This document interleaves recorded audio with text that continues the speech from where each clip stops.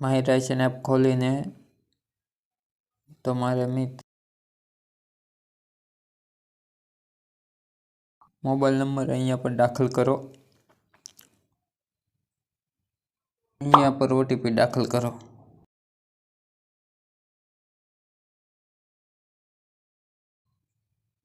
પછી ઓટીપી ચકાસો।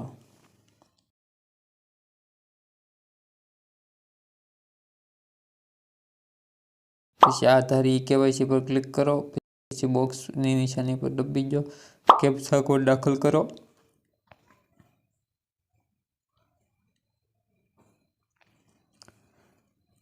અહીંથી તમે મિત્રો કેવાયસી કરી શકો છો।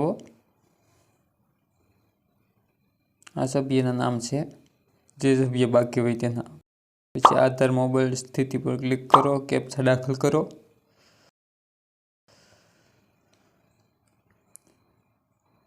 જે કેવાયસી થઈ ગયા છે ત્યાં યસ લખેલું છે, ના મોબાઈલ નંબરની સ્થિતિ છે, અને નીચે આપેલા જેનું કેવાયસી થઈ ગયેલું છે ત્યાં યસ પણ લખેલું છે, જે બાકી છે તે પેન્ડિંગ પણ લખેલું છે।